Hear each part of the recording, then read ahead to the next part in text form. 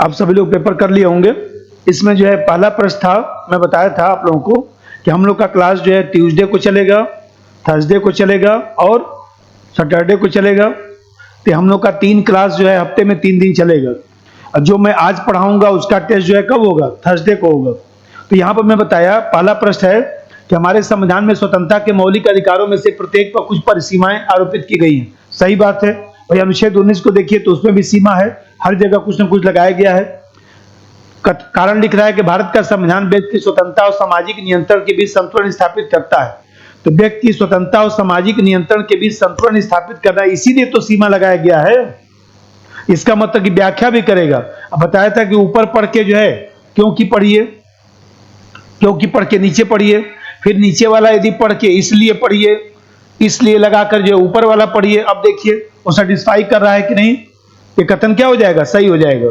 तो व्याख्या भी करेगा। क्वेश्चन नंबर 2 चलिए। भारतीय संविधान के भाग 3 में अनुच्छेद 12 से लेकर 35 तक मूल अधिकारों का वर्णन है। सही बात है। 1791 में अमेरिकी संविधान में संशोधन करके अधिकार पत्र को शामिल किया गया। तो आप जानते हैं कि 1 से लेकर 10 तक जो संविधान संशोधन किया गया था अमेरिका में, उसी के माध्यम से इसको शामिल किया गया। तो दोनों कथन सही है, लेकिन व्याख्या थोड़ी न करेगा। इसकी वजह से थोड़ी भारत में शामिल हुआ। तीसरा प्रश्न चलिए। कौन सा कथन सत्य है? तो सूचना का अधिकार 12 अक्टूबर 2005 से लागू हो गया है। आप सब लोग पेपर कर लिए होंगे, उसको मिलाइएगा कि कितना सही है। तो जो हम लोग पढ़ेंगे उसी का तो टेस्ट होता है। और देखना है यदि मान लीजिए 15 क्वेश्चन में आपका जो है मान लीजिए 12 क्वेश्चन सही हो रहा है तो स्थिति ठीक है। अब 12 से कम हो रहा है तो थोड़ा सा पढ़ने की जरूरत है। क्वेश्चन नंबर 4 चलिए। भारत के उच्चतम न्यायालय ने किस मुकदमे में कहा कि 368 के अंतर्गत मूल अधिकारों को नहीं बदला जा सकता? तो उस दिन समझाया था, उस दिन आप लोगों को जो है केस सब बताया था।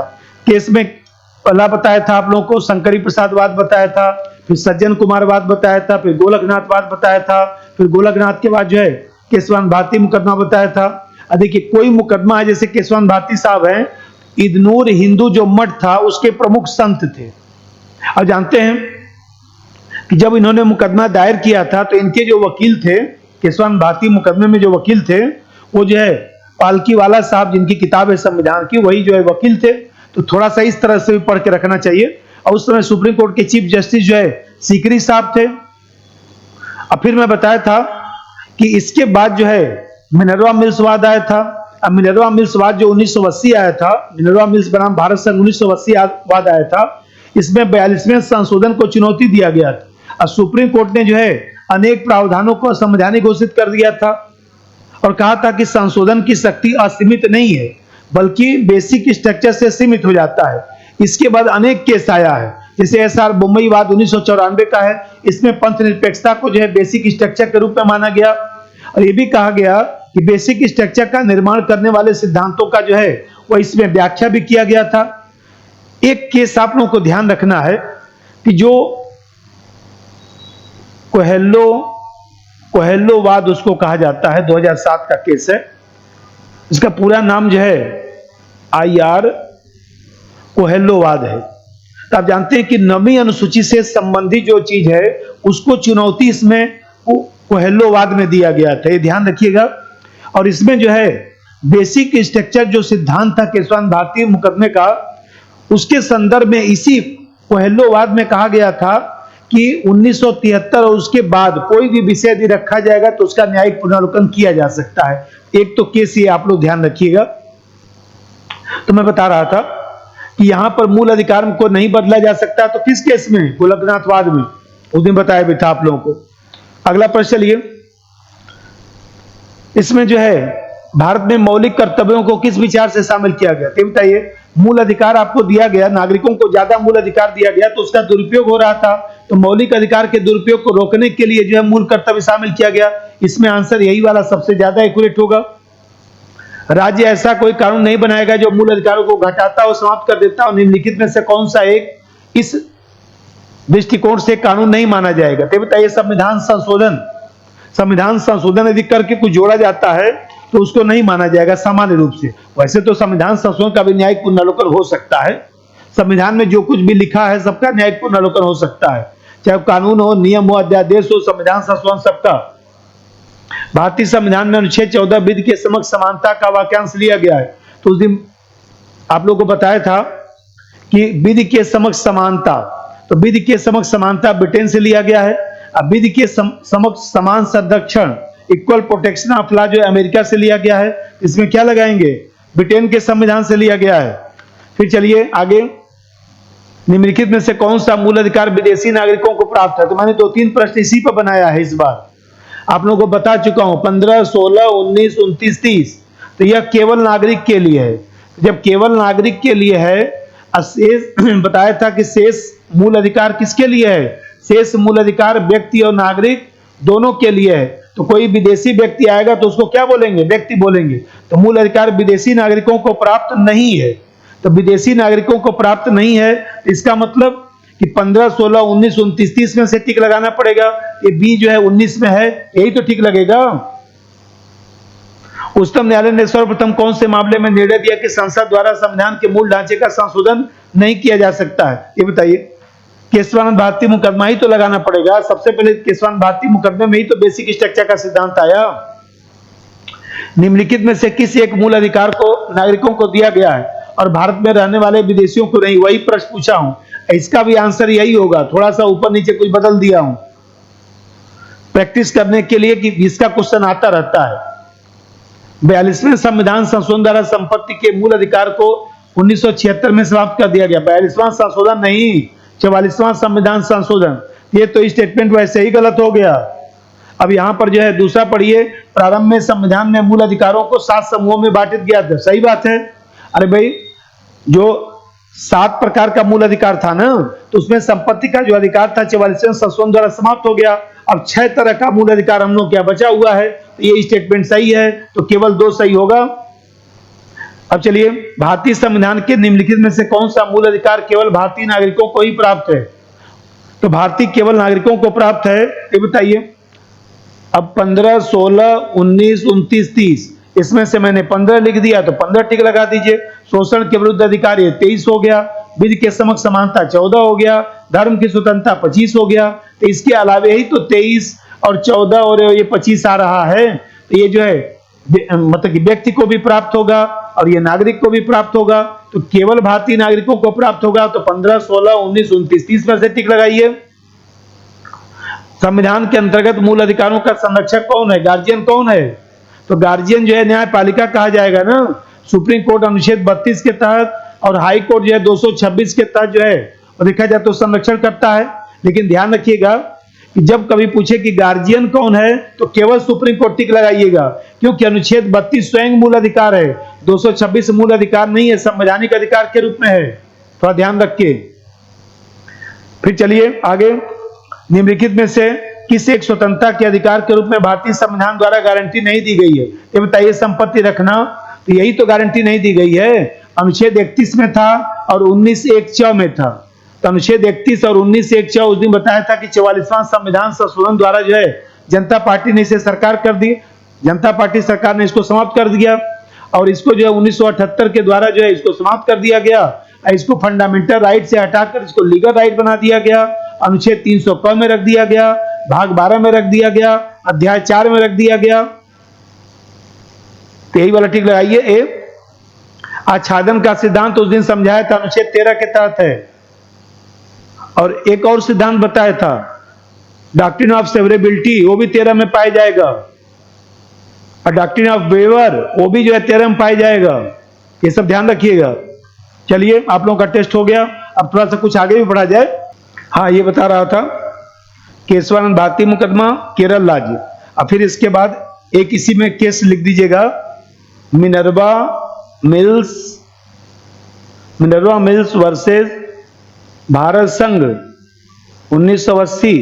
तो इसमें क्या लिखना है कि इसमें 42वें संशोधन को चुनौती दिया गया था और सुप्रीम कोर्ट ने अनेक प्रावधानों को असंवैधानिक घोषित कर दिया और कहा कि संशोधन की शक्ति असीमित नहीं है, बल्कि बीएस से सीमित हो जाती है, बेसिक स्ट्रक्चर से सीमित हो जाती है। और फिर एक केस बताया था, एसआर बोम्मईवाद। एसआर अभी बोला था ना, एसआर बोम्मईवाद। अब एसआर बोम्मईवाद 1993 का केस है, 94 में निर्णय आया। तो इसमें क्या ध्यान रखना है कि पंथ निरपेक्षता को बेसिक स्ट्रक्चर बताया गया था। ये भी कहा गया था कि बेसिक स्ट्रक्चर का निर्माण करने वाले सिद्धांतों का जो है वो देखा जाए तो विस्तार से इसमें वर्णन भी किया गया था। और एक जो केस अभी बता रहा था वो भी ध्यान रखिएगा, ऐसे 60-70 केस है, धीरे धीरे बोलूंगा, उसको समझना है। एक केस है IR कोहेल्लोवाद 2007। इस केस को यह ध्यान रखना है कि 9वीं अनुसूची में सम्मिलित अधिनियम की वैधता से संबंधित है। भाई 9वीं अनुसूची क्या है? प्रथम संविधान संशोधन द्वारा जोड़ा गया था 31B के तहत। और मैं बताया था कि 9वीं अनुसूची एक बक्सा है जिसमें हम लोग जो है विषय वस्तु को रख देंगे तो कहीं न कहीं उसका न्यायिक पुनर्विलोकन नहीं हो सकता है। तो इसमें सुप्रीम कोर्ट ने जो है वो देखा जाए तो बदल दिया, और सुप्रीम कोर्ट ने कहा कि ऐसा है कि 1973 और उसके बाद जो विषय रखा जाएगा उसका हम न्यायिक पुनर्विलोकन कर सकते हैं। इसका मतलब कि 1973 से पहले जो विषय रखा गया है उसका हम न्यायिक पुनर्विलोकन नहीं करेंगे, ये ध्यान रखना है। अब इसमें बाकी तो मैं सब बता दिया था। तो अनुच्छेद जो है 13 हो गया था, 12-13 हो गया था, ये 12-13 सब हो गया था। अब हम लोग आगे चलते हैं। अब इसमें जो है अनुच्छेद 14 समानता का अधिकार, अब शुरू किया जाए। देखिए जो समानता का अधिकार है तो समानता के अधिकार में 4 अनुच्छेद है, 14, 15, 16, 17 और 18, ये 5 अनुच्छेद है। तो 5 अनुच्छेद है तो सबसे पहले हम लोग क्या पढ़ेंगे? अनुच्छेद 14। तो अनुच्छेद 14 में हम लोग को सबसे पहले ये समझना है कि अनुच्छेद 14 में रूल ऑफ लॉ की बात की गई है, कानून के शासन की बात की गई है। अब कानून के शासन की बात की गई है तो यहाँ पर ध्यान रखना है कि कानून के शासन में 2 चीजें हैं। एक तो इक्वलिटी बिफोर लॉ है, इक्वलिटी बिफोर लॉ है, और दूसरा जो है वह इक्वल प्रोटेक्शन ऑफ लॉ है, इक्वल प्रोटेक्शन ऑफ लॉ है। तो इक्वलिटी बिफोर लॉ का मतलब विधि के समक्ष समानता, विधि के समक्ष समानता। इक्वल प्रोटेक्शन ऑफ लॉ का मतलब विधि का समान संरक्षण, विधि का समान संरक्षण। तुम्हें बताया कि ये रूल ऑफ लॉ कहां से लिया गया है? तो ब्रिटेन से लिया गया है। अब देखिए यहां ध्यान रखिए कि ब्रिटेन में लॉ का मतलब ट्रेडिशनल लॉ होता है, ब्रिटेन में लॉ का मतलब ट्रेडिशनल लॉ होता है, परंपरागत कानून होता है। लेकिन भारत में जो है लॉ शब्द का मतलब जो है, भारत में लॉ शब्द का अर्थ पॉजिटिव लॉ है, पॉजिटिव लॉ है, सकारात्मक कानून है। और सकारात्मक कानून का मतलब मानव निर्मित जो कानून है उसको हम लोग सकारात्मक कानून बोलते हैं। तो भारत में जो है सकारात्मक कानून है, मानव निर्मित कानून है। पहले तो कंसेप्ट ये क्लियर करिए। और दूसरा चीज ध्यान रखिए, इक्वलिटी बिफोर लॉ जो शब्द है ये ब्रिटेन से लिया गया है, और जो इक्वल प्रोटेक्शन ऑफ लॉ है अमेरिका से लिया गया है। अब देखिए, अब समझिए थोड़ा सा, विधि के समक्ष समानता जो है ये नकारात्मक वाक्य है, नकारात्मक वाक्य है। इसका मतलब किसी को विशेष नहीं माना जाएगा, इसका मतलब कि सभी लोग कानून की नजर में समान होंगे, चाहे वकील हो, चाहे डॉक्टर हो, चाहे मास्टर हो, कोई भी हो, सभी लोग कानून के नजर में समान होंगे, सब पर कानून समान रूप से लागू होगा, इसका मतलब ये होता है।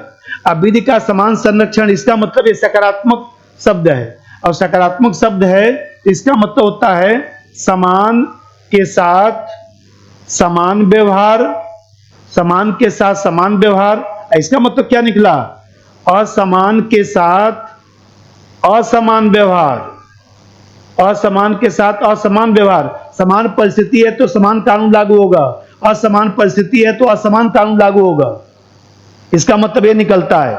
इसीलिए देखते हैं कि कुछ असमान परिस्थिति है तो उस संदर्भ में संविधान में अपवाद भी लिखा गया है। जैसे आगे हम लोग पढ़ेंगे कि राष्ट्रपति और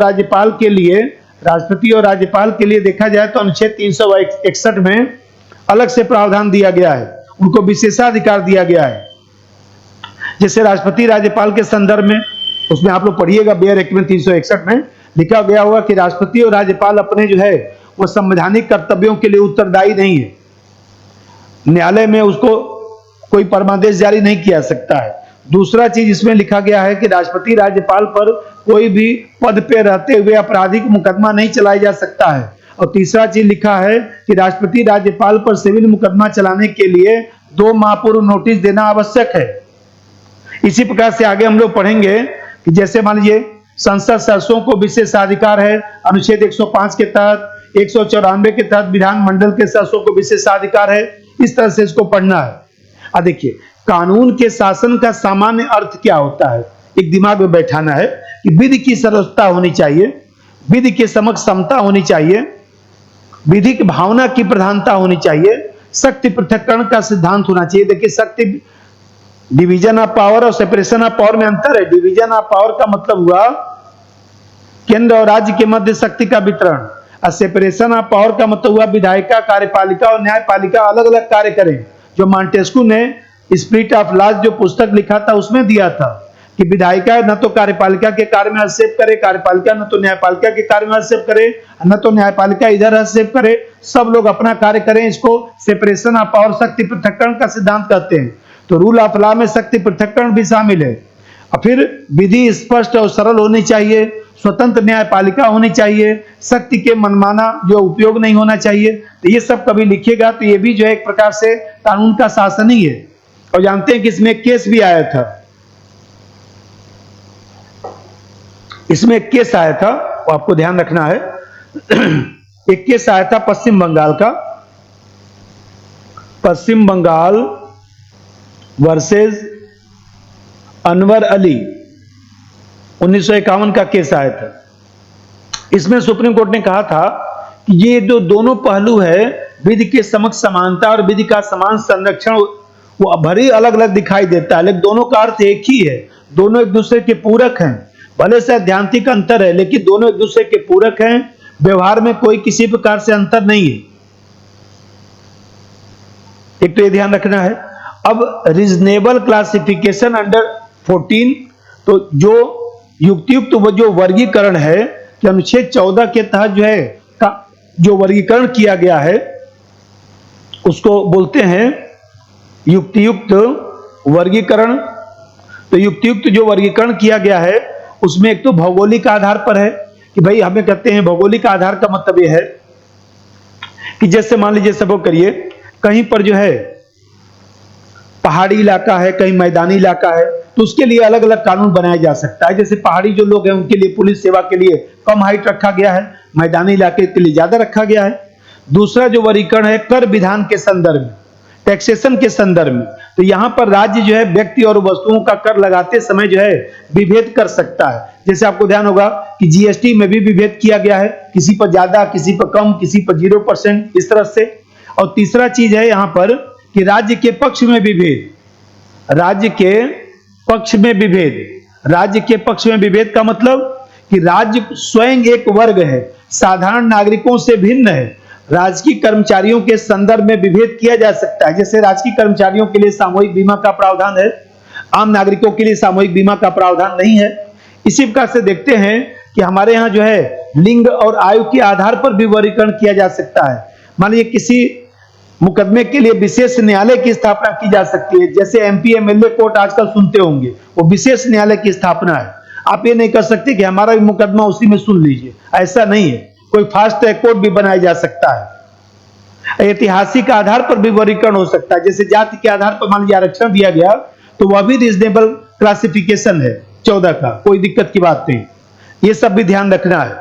अब यहां पर अनुच्छेद 14 में केवल इतना ही पढ़ना है। अनुच्छेद 15 चलिए, अनुच्छेद 15। अब अनुच्छेद 15 में पहले समझिए, अनुच्छेद 15 में जो मूल भावना है, मूल भावना में 2 अनुच्छेद है, 15(1) और 15(2). इसके बाद इसका अपवाद है। अब ये अपवाद है तो ये अपवाद ध्यान रखना है। 15(3), 15(4), 15(5), 15(6). अब 15(6) में भी जो है 15(6)(a), 15(6)(b) इस तरह से लिखा गया है। इसको समझना है। ये बताइए अनुच्छेद 15(1) में क्या लिखा गया है? धर्म, मूल, वंश, जाति, लिंग, जन्म स्थान के आधार पर नागरिकों में भेदभाव नहीं किया जाएगा। फिर आप देखते हैं नागरिकों में भेदभाव नहीं किया जाएगा, तो यहां पर ध्यान रखा जाए कि नागरिकों के संदर्भ में 15 है, बार बार बता रहा हूं।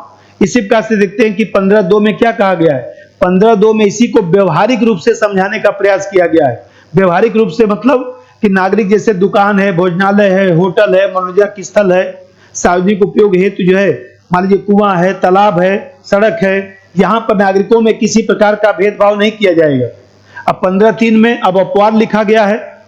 अपवाद में जैसे महिलाओं और बच्चों के लिए विशेष उपबंध किया जा सकता है, तो ये बात 15(3) में लिखा गया है। जैसे मान लीजिए हम कहते हैं घरेलू हिंसा के लिए महिलाओं के लिए कानून बनाया गया, राष्ट्रीय महिला आयोग बनाया गया, तो ये सब जितना भी प्रावधान किया गया उसका स्रोत जो है 15(3) है। इसी प्रकार से देखिए 15(4) को देखिए तो 15(4) मूल संविधान में नहीं था, ये जो है प्रथम संविधान संशोधन जो है 1951 द्वारा जोड़ा गया था। प्रथम संविधान संशोधन 1951 द्वारा इसको जोड़ा गया था। और जानते हैं कि इसके तहत राज्य जो है वह शैक्षणिक तौर पर पिछड़े वर्ग के लिए विशेष प्रावधान कर सकती है। तो इसी के तहत शिक्षण संस्थाओं में SC ST के लिए जो है आरक्षण की सुविधा दी गई है। 15(4) के तहत शिक्षण संस्थाओं में नौकरी नहीं, नौकरी वाला 16 में है। यहां पर समझिए 15(5), तो जैसे 15(5) आप लोग देखते हैं कि ये जो है 15(5) कब जोड़ा गया था? 93वां संविधान संशोधन 2005 द्वारा जोड़ा गया था। और जानते हैं कि इसमें निजी शिक्षण संस्था या मान लीजिए जो भी उच्च शिक्षण संस्था है उसमें SC ST OBC के नागरिकों के लिए आरक्षण की व्यवस्था की गई थी। और फिर ये 15 अभी बताया कि 15(6) जोड़ा गया, तो 15(6) जो जोड़ा गया था, तो ये जो 15(6) है 103वां संविधान संशोधन द्वारा जोड़ा गया था। ये 15(6) कब जोड़ा गया? 103वां संविधान संशोधन द्वारा। कब? 2019 में जोड़ा गया। अब फिर इसमें थोड़ा सा पढ़ लीजिएगा। इसमें आप जानते हैं कि ये जो 93वां संविधान संशोधन है, ये जो 103वां संविधान संशोधन है, 103वें के माध्यम से 3 अनुच्छेद जोड़ा गया था। एक तो 15(6)A जोड़ा गया, 15(6)B जोड़ा गया, फिर एक 16 का भी जोड़ा गया था, 16(6) जोड़ा गया। ये 3 अनुच्छेद जोड़े गए थे। तो आप जानते हैं कि इसके तहत जो है वह आर्थिक रूप से कमजोर वर्गों को सरकारी नौकरियों में आरक्षण है 16(6) के तहत। और फिर 15(6)A के तहत जो है वो देखा जाए तो आर्थिक रूप से कमजोर वर्गों के लिए विशेष प्रावधान लागू किया गया। और फिर इसमें 10% आरक्षण की व्यवस्था की गई। तो यहां पर ध्यान रखिए कि 15(6)A का मतलब हुआ कि आर्थिक रूप से कमजोर वर्गों के लिए विशेष प्रावधान। आर्थिक रूप से कमजोर वर्गों के लिए विशेष प्रावधान 15(6)A। अब 15(6)B का मतलब शिक्षण संस्थाओं में 10% आरक्षण, चाहे निजी शिक्षण संस्था हो चाहे सार्वजनिक शिक्षण संस्था हो, 10% आरक्षण। और फिर 16(6) में जो है सरकारी नौकरियों में जो आरक्षण की व्यवस्था की गई वो की गई। इसका मतलब कि आर्थिक रूप से कमजोर वर्गों के लिए नियुक्ति और पदों में अधिकतम 10% आरक्षण की सुविधा होगी। तो ये जो सरकारी नौकरी में जो आरक्षण की सुविधा है वो 16(6) के तहत 10% दिया गया। और यहां पर ध्यान रखना है कि जो आरक्षण दिया जाता है उसके अलावे जो है वह आरक्षण की बात की गई है। एक बात ध्यान रखना है, एक तो ये ध्यान रखना है। अब चल अनुच्छेद 16। तो अनुच्छेद 16 में जो है इसकी मूल भावना, तो मूल भावना में क्या क्या है? 16(1), फिर 16(2), फिर इसके बाद इसका अपवाद पढ़ना है। और अपवाद पढ़ना है तो इसमें 16(3), 16(4), 16(5) और 16(6) अभी बताया हूं 16(6). अब जैसा समझिए 16(1) में क्या कहा गया? 16(1) में कहा गया कि लोक नियोजन में अवसर की समानता होगी। इसका मतलब सरकारी जो नौकरी है उसमें जो है लोक नियोजन की समानता, नियुक्ति में नागरिकों को समान अवसर दिया जाना, इस बात को हम लोग जो है 16(1) में लिखते हैं।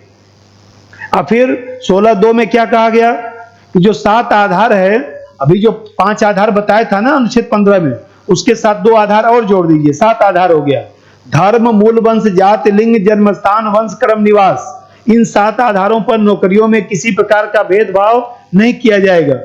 लेकिन यहां पर ध्यान रखिए कि राज्य आवश्यक मापदंड का निर्धारण कर सकता है। योग्यता पद के प्रकृति के अनुरूप रखा जा सकता है। पदोन्नति, हटाए जाना, अवकाश, पेंशन, इन सब चीजों में जो है समान अवसर सबको दिया जाएगा। इस बात को 16(2) में लिखा गया है। और 16(3), तो 16(3) में जो है अभी बता रहा था कि ये सब अपवाद है। तो 16(3) जो है संसद चाहे तो किसी राज्य में छोटी सरकारी नौकरियों के लिए निवास के आधार पर आरक्षण लागू कर सकती है संसद, राज्य विधानमंडल नहीं। ध्यान रखिएगा, राज्य विधानमंडल इस संदर्भ में कोई कानून नहीं बना सकता है। जैसे उत्तराखंड के जो लोग होंगे वहां पर देखा जाए तो छोटी नौकरियों के संदर्भ में जो है वहां का निवासी होना जरूरी है। हिमाचल प्रदेश में भी लागू हो गया है। इस तरह से देखते हैं कि बहुत सारे राज्यों के लिए संसद ने कानून बनाया है और सबसे पहले जो है 1957 में ये कानून बनाया गया था। 1957 में लोक नियोजन कानून पारित किया गया था और इसी के अनुरूप जो है व्यवस्था की गई और समय समय पर राज्यों के लिए संसद कानून बनाता रहता है। राज्य विधानमंडल के पास अधिकार नहीं है। और 16(4) तो 16(4) आप लोग पढ़े होंगे ना, तो 16(4) का मतलब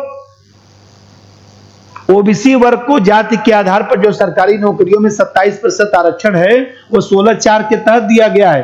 तो 16(4) के तहत जो है ओबीसी आरक्षण दिया गया है। और यहाँ पर जब हम लोग आगे पढ़ेंगे तो यहाँ पर थोड़ा सा ध्यान रखिएगा कि जैसे पहला ओबीसी आयोग बनाया गया, काका कालेलकर आयोग साहब बनाया गया था। फिर आप जानते हैं कि हमारे यहाँ काका कालेलकर आयोग बनाया गया। फिर जब जनता पार्टी की सरकार आई तो 1978 में जो है बिंदेश्वरी प्रसाद मंडल की अध्यक्षता में जो है मंडल कमीशन बनाया गया था। मंडल कमीशन का जो सुझाव था उसी के आधार पर वीपी सिंह सरकार ने 1993 में जो है और देखा जाए तो 27% सरकारी नौकरियों में आरक्षण लागू किया। 1993 में जो है रामनंदन प्रसाद जो समिति बनाई गई थी, जस्टिस रामनंदन प्रसाद समिति जो बनाई गई थी, उसी ने क्रीमी लेयर का सिद्धांत दिया। वर्तमान में क्रीमी लेयर कितना है? 8 लाख रुपया है। ये सब भी ध्यान रखना चाहिए। जैसे इंदिरा साहनीवाद है 1992 का, इसमें आरक्षण की सीमा जो है अधिकतम 50% करने की बात की गई। या मान लीजिए सब करिए। अब इससे संबंधी जो संविधान संशोधन है, जैसे 81वां संविधान संशोधन है, 82वां संविधान संशोधन है, थोड़ा सा वो भी ध्यान रखना चाहिए। 81वां संविधान संशोधन में कहा गया कि बैकलॉग भर्ती के संदर्भ में जो आरक्षण की सीमा 50 लाख ओवरलैप कर सकती है, कहीं कोई समस्या नहीं है। भाई पिछली कोई भर्ती होता, बैकलॉग का मतलब क्या हुआ? कोई SC ST OBC का सीट खाली हो गया तो उसी को तो मिलना चाहिए।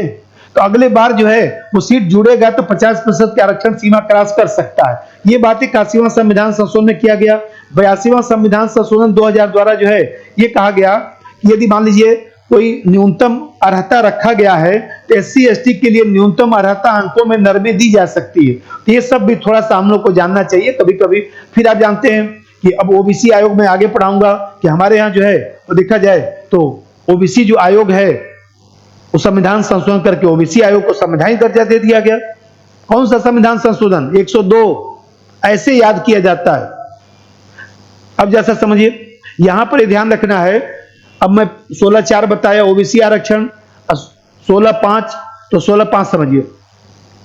धार्मिक संस्थाओं में नौकरियों को धर्म के आधार पर आरक्षित किया जा सकता है। जैसे मान लीजिए जामा मस्जिद है, काशी विश्वनाथ है, बालाजी का मंदिर है, वहां जो ट्रस्ट बनाया जाएगा उसमें उसी धर्म के लोगों को रखा जाएगा। तो जानते हैं कि ये भी प्रावधान हमारे यहाँ किया गया है, ये भी थोड़ा सा ध्यान रखना है।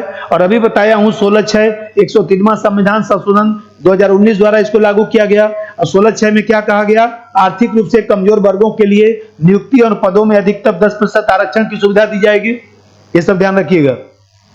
अनुच्छेद 17 चलिए, अनुच्छेद 17। तो अनुच्छेद 17 में बताया कि अनुच्छेद 17 में जो है हमारे यहाँ जो अस्पृश्यता है, छुआछूत है, उसको समाप्त करने की बात की गई है। और जानते हैं कि यह राज्य और व्यक्ति दोनों पर लागू होता है। इसके तहत केंद्र और राज्य दोनों सरकारें जो है छुआछूत समाप्ति के लिए कानून बना सकती हैं। और जानते हैं कि इस संदर्भ में सबसे पहले जो है 1955 में अस्पृश्यता अपराध अधिनियम बनाया गया था। तो अस्पृश्यता अपराध जो अधिनियम बनाया गया था वो अनुच्छेद 35 के तहत बनाया गया था। तो 35 के तहत बनाया गया था, चूंकि इसको लागू करना था तो 35 के तहत संसद को अधिकार है, तो संसद ने कानून बनाया था।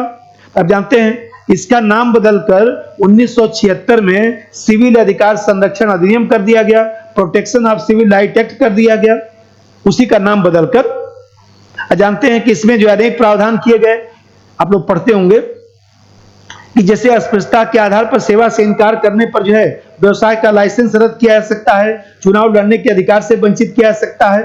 लेकिन आप ध्यान रखिए कि अस्पृश्यता को संविधान में परिभाषित नहीं किया गया है, बल्कि सुप्रीम कोर्ट ने जो है देवराजी जो वाद आया था 1958 का, उसी देवराजी वाद में सुप्रीम कोर्ट ने जो है वह अस्पृश्यता को परिभाषित करने का प्रयास किया था। और फिर आप जानते हैं कि SC ST जो है निवारण अधिनियम जो है 1989 था, उसको बनाया गया था। तो ये जो अधिनियम बनाया गया था SC/ST अत्याचार निवारण अधिनियम 1989। इसका उद्देश्य SC/ST समुदाय को न्याय प्रदान करने और उत्पीड़न के शिकार लोगों को राहत पुनर्वास उपलब्ध कराने के लिए यह कानून बनाया गया था, जिससे उनको जो है गरिमापूर्ण जीवन जीने का अधिकार मिल सके। और 2015 में अत्याचार की रोकथाम के लिए इसका प्रावधान थोड़ा सा कठोर भी किया गया था, काफी विवाद हुआ था उस पर। तो अनुच्छेद 17। अब अनुच्छेद 18 समझिए। ये जो अनुच्छेद 18 है, आप जानते हैं कि अनुच्छेद 18 के तहत हमारे यहाँ जो उपाधियों के अंत की बात की गई है, उपाधियों के अंत की बात की गई है। तो जो उपाधियों के अंत की बात की गई है, तो आप जानते हैं कि इसके अंतर्गत राज्य जो है किसी व्यक्ति और नागरिक दोनों के लिए, व्यक्ति और नागरिक को जो है कोई उपाधि नहीं दे सकता। जैसे अंग्रेज नहीं देते थे राजा की उपाधि, कैसरे हिंद की उपाधि, ये सब उपाधि हमारे यहाँ बंद हो गया। लेकिन ध्यान रखिए, सेना और विद्या शिक्षा से संबंधी जो है वो देखा जाए तो उपाधि दिया जा सकता है।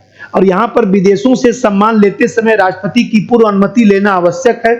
और फिर यहाँ पर एक विवाद आया था कि 1954 में जो है गणतंत्र दिवसीय जो सम्मान है, रिपब्लिक डे जो ऑनर है, उसमें 4 पुरस्कार आता है, भारत रत्न, पद्म विभूषण, पद्म भूषण, पद्मश्री।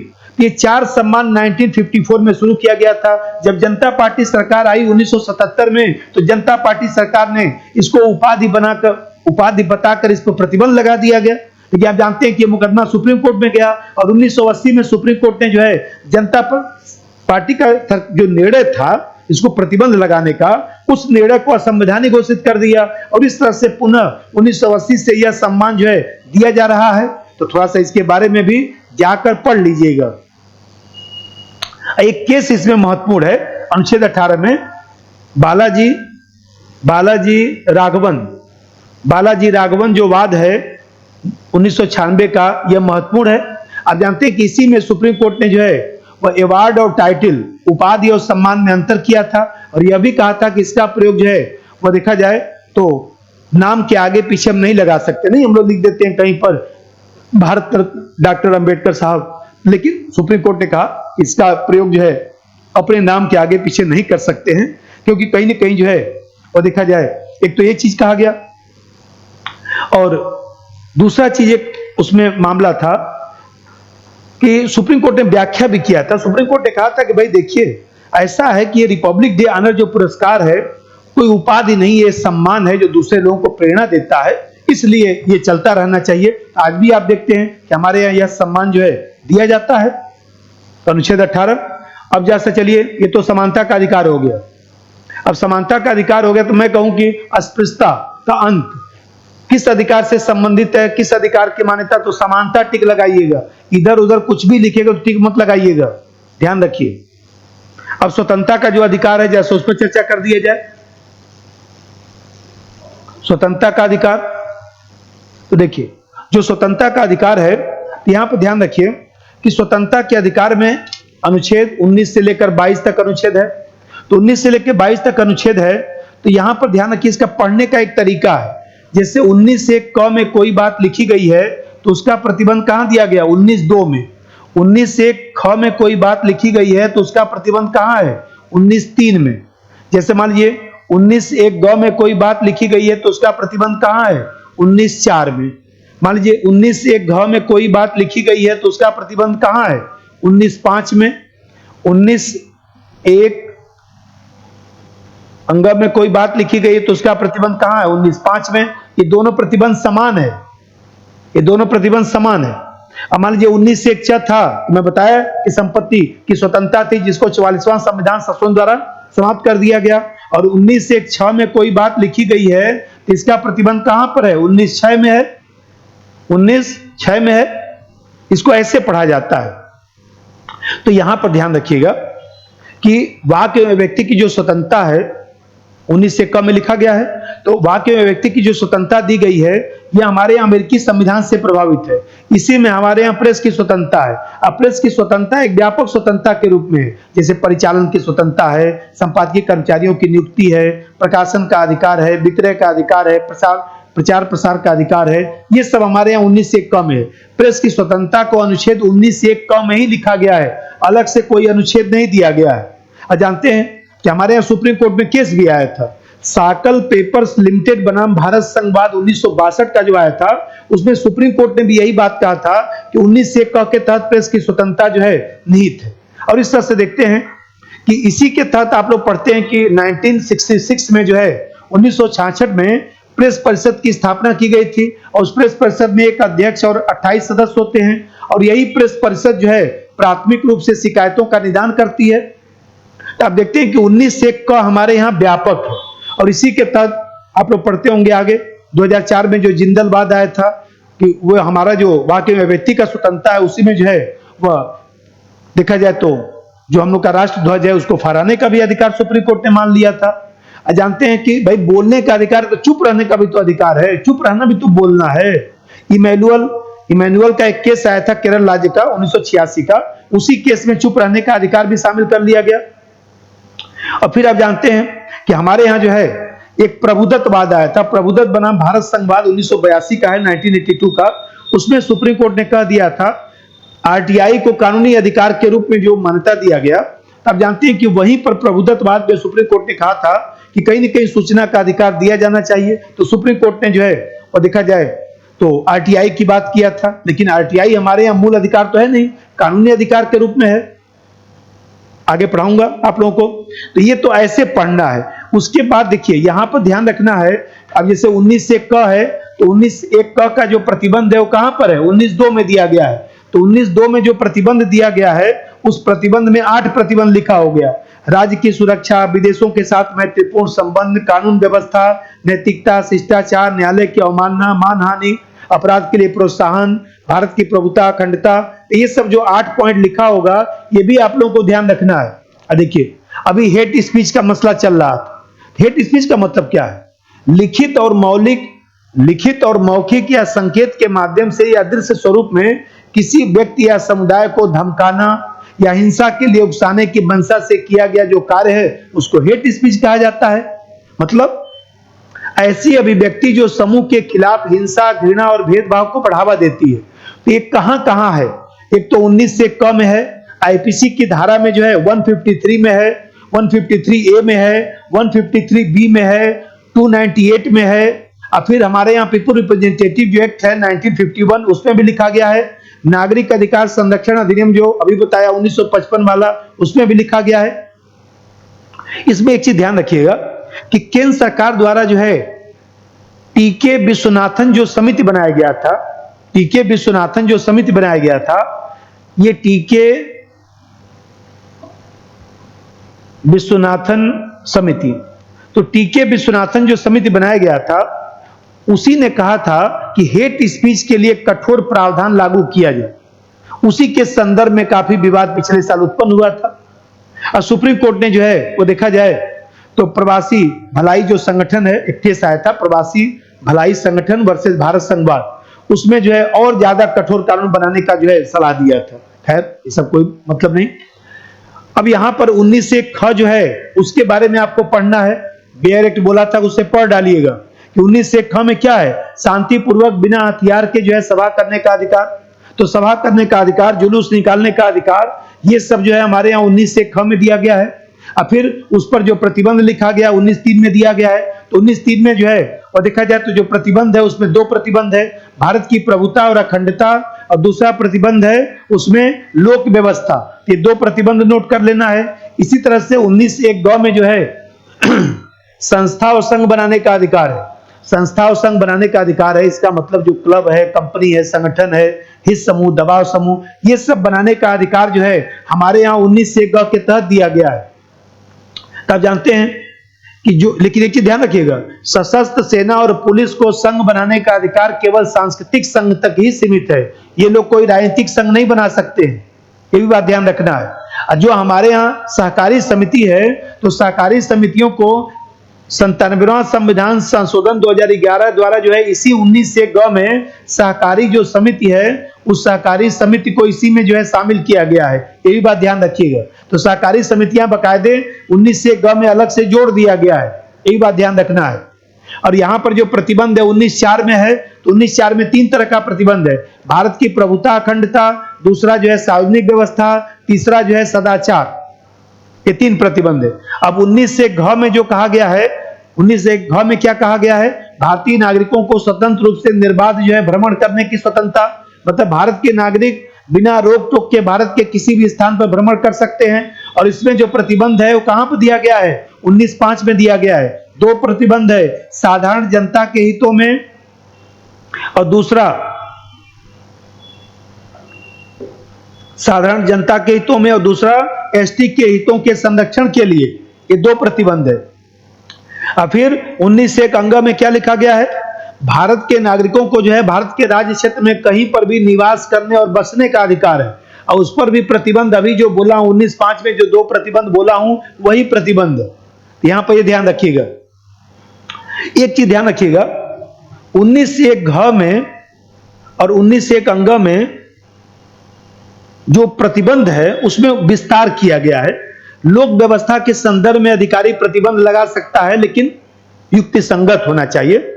सुरक्षा कारणों में जैसे हेलमेट और सीट बेल्ट और तमाम जो चीजें हैं वो इसी का विस्तार माना जाता है। और यहां पर एक चीज ध्यान रखिएगा कि हम लोगों के यहां जो है वो देखा जाए कि कर्मचारियों को हड़ताल, सरकारी जो कर्मचारी उनको हड़ताल का अधिकार नहीं है। सुप्रीम कोर्ट ने टीके रंगराजन वर्सेस तमिलनाडु राज्यवाद जो आया था 2003 में, उसमें सुप्रीम कोर्ट ने कहा था कि सरकारी कर्मचारियों को हड़ताल का मूल अधिकार प्राप्त नहीं है। एक चीज ध्यान रखिएगा, औद्योगिक विवाद के समाधान के लिए ट्रेड यूनियन अंतिम विकल्प के रूप में हड़ताल कर सकता है, लेकिन सरकार जो है essential service maintenance act 1975 ESMA, आगे पढ़ाऊंगा, और इस जो एसेंशियल कमोडिटी जो एक्ट है 1975 का, उसके तहत हड़ताल जो है वापस करा सकती है। ये भी बात ध्यान रखिएगा थोड़ा सा। तो ये मैं बताया इस तरह से। और 19(1) में क्या है? 19(1) में जो है भारतीय नागरिक कोई भी वृत्ति कर सकता है, उपजीविका कर सकता है, व्यापार कर सकता है और कारोबार की स्वतंत्रता है। और इस पर जो प्रतिबंध है वो कहां पर दिया गया है? 19(6) में दिया गया है। साधारण जनता के हितों में प्रतिबंध लगाया जा सकता है। बताइए, कोई शराब की दुकान है कॉलोनी में, बंद किया जा सकता है क्योंकि साधारण जनता का हित प्रभावित हो सकता है। दूसरा चीज, तकनीकी योग्यता। अरे भाई, डॉक्टर रहेंगे तब ना, इंजीनियर रहेंगे तब ना इंजीनियर बनेंगे, इंजीनियरिंग किए रहेंगे तभी तो बनेंगे। मान लीजिए कुछ बीएड किए रहेंगे तब ना शिक्षक बनेंगे, कुछ पढ़ेंगे तब ना। तो तकनीकी योग्यता भी हो सकता है। और तीसरा चीज है राज्य का एकाधिकार। जैसे मान लीजिए अफीम की खेती है, कोई विस्फोटक है, कोई एसिड है, इन सब चीजों के लिए राज्य का जो है लाइसेंस लेना जरूरी है। इस तरह का व्यापार आप नहीं कर सकते हैं। क्लियर हुआ? तो यहां पर जो है अनुच्छेद 19 तक मैं बताया।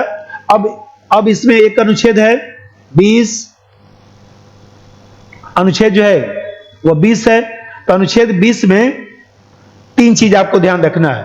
अनुच्छेद 20 में जो है एक तो ध्यान रखना है कार्योत्तर विधि से संरक्षण, कार्योत्तर विधि से संरक्षण, और दूसरा है दोहरे जोखिम या दंड से संरक्षण, और तीसरा है आत्म अभिशासन से संरक्षण, आत्मविशासन से संरक्षण। तो समझिए यहां पर कार्योत्तर विधि से संरक्षण मतलब बेयर एक्ट में इसका अंग्रेजी देख लीजिएगा, protection from x post facto law, protection from x post facto law. इसका मतलब किसी व्यक्ति को उसी विधि के तहत दंडित किया जा सकता है जो उसके अपराध करने के समय प्रभाव में रही हो। यहां पर ध्यान रखिएगा, मान लीजिए 10 साल पहले आपने कोई चोरी किया, 6 महीने की सजा था, आज चोरी का सजा फांसी है, तो आपको फांसी नहीं मिल रहा है। उस समय जो दंड की व्यवस्था थी वही आपको मिलेगा। यहां ध्यान रखिएगा, दंड की मात्रा यदि बढ़ा दिया जाता है तो लागू नहीं होगा, और कम कर दिया जाएगा तो कम वाला लागू हो जाएगा। ये बात ध्यान रखिएगा। तो ये जो है देखा जाए तो इसमें तीन बातें हैं। एक तो ये हो गया, और दूसरा हो गया दोहरे जोखिम या दंड से संरक्षण, प्रोटेक्शन फ्रॉम डबल जियोपार्डी। ये जो डबल जियोपार्डी है, जो डबल जियोपार्डी है, इसका क्या मतलब है? इसका मतलब है कि किसी व्यक्ति को एक ही अपराध के लिए एक से अधिक बार अभियोजित और दंडित नहीं किया जा सकता। किसी व्यक्ति को यदि मान लीजिए एक ही अपराध के लिए एक बार से ज्यादा दंड नहीं दिया जा सकता है, लेकिन यहाँ ध्यान रखिएगा कि कोई यदि सरकारी कर्मचारी है तो उसको दोहरा दंड दिया जा सकता है। एक विभाग के द्वारा दंड दिया जाएगा और दूसरा न्यायालय के द्वारा दंड दिया जाएगा। इसका मतलब कि सरकारी कर्मचारियों को दोहरे दंड से संरक्षण प्राप्त नहीं है। और आत्माभिशासन से संरक्षण का मतलब किसी व्यक्ति को अपने ही विरुद्ध गवाही देने के लिए आप बाध्य नहीं कर सकते हैं। कोई व्यक्ति यदि साक्ष्य देता है तो अन्य माध्यमों से इसकी पुष्टि की जाएगी और आवश्यकता पड़ने पर न्यायालय की सहमति से डीएनए टेस्ट भी कराया जा सकता है, जैसे नारायण दत्त तिवारी जी का डीएनए टेस्ट कराया गया था। आज क्लास यहीं पर रहने दिया जाए। अब आप लोगों का क्लास जो है परसों फिर क्लास होगा। तो परसों जो क्लास होगा थर्सडे को 6:30 बजे टेलीग्राम पर मैं पेपर भेज दूंगा। जितना आज पढ़ाया हूं उसी का 15 क्वेश्चन बनाऊंगा। सभी लोग टेलीग्राम से जाकर रीयूनियन आईएएस से जुड़ जाइए। कोई दिक्कत हो तो आप लोग संस्थान में फोन कर दिया करिए और 6:30 बजे टेलीग्राम पर मैं जो है उसको पेपर को डाल दूंगा और उसी पर मूल अधिकार का मटेरियल पड़ा हुआ है टेलीग्राम पर, उससे जाकर मटेरियल डाउनलोड करके वो भी पढ़ लीजिए। फिर हम लोग जो है और थर्सडे को मिलते हैं। धन्यवाद।